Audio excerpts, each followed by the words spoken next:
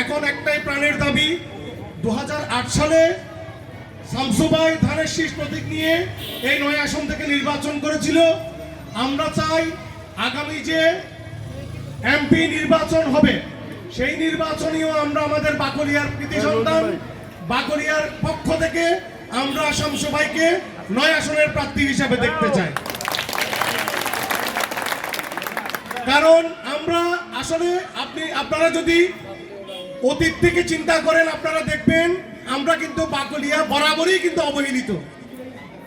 আপনি দেখেন আমাদের নেতৃত্বের অভাবে বাইরের লোকেরা এসেছে, আমাদের 9 আসন থেকে নির্বাচন করেছে, এমপি হয়েছে, মন্ত্রী হয়েছে, বাকলিয়ার চেহারা পাল্টায় নাই। আমরা এবার চাইব আমাদের বাকলিয়ার চেহারা পাল্টাতে। সেজন্য আমরা চিন্তা করেছি আমরা আমাদের স্থানীয় এখানে শামসু ভাই বাকলিয়া ছেড়ে, ওনার বাড়ি এখানে, সবকিছু এখানে, উনি বাকলিয়া ছেড়ে কোথাও যাবে না। সেজন্য আমরা আগামী সংসদ নির্বাচনে তাকে প্রার্থী হিসেবে দেখতে চাই ধানের শীষের প্রতীক নিয়ে। এখানে আরেকটা কথা আসছে যে কমিটি নিয়ে একটা কথা আসছে। কমিটিতে যেই হোক না কেন আমরা তো ভাই রাজনীতি ছেড়ে দিতে পারবো না।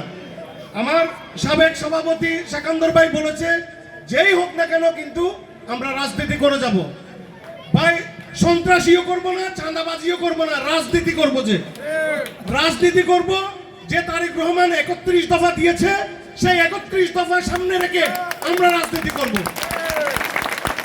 সামনে নির্বাচন, আপনাদের এখানে যারা ভাই সবাই আছেন তাদেরকে উদ্দেশ্য করে একটা কথা বলবো, 20 তারিখ থেকে ভোটার হালনাগাদ হবে। আমি চিন্তা করেছি, আমি সিদ্ধান্ত নিয়েছি আমার একটা টিম ওয়ার্ক 17 নম্বর ওয়ার্ডে আমি কাজ করাবো। যারা যারা ভোটার হতে চান তারা আমাদের সাথে যোগাযোগ করবেন। আমি অফিস করব এবং এই অফিস করার পরে আমি একজনকে দায়িত্ব দিব যে ভোটার হালনাগাদ যেটা আছে আমাদের আন্তরিকতা থাকবে যে আমাদের বিএনপির ভোটাররা অন্তত পক্ষে কোনো কষ্ট যাতে না হয় ভোটার হতে। এটা আমি আমাদের নেতৃবৃন্দ যারা আছেন তারাও আমি আশা করব তারা আমাদেরকে সহযোগিতা করবেন।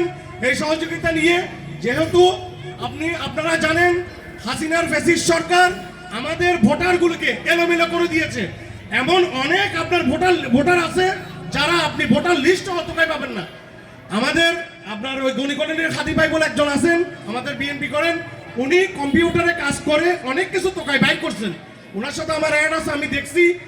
এ ধরনের আরো বেশ আমাদেরকে কাজ করতে হবে। এগুলো যদি ভোটার হবো আর কি, না হলে কি হয়েছে, অনেক গুরুত্বপূর্ণ একটা ভোট। এই একটা ভোটের জন্য আমাদের প্রার্থী হেরে যেতে পারে।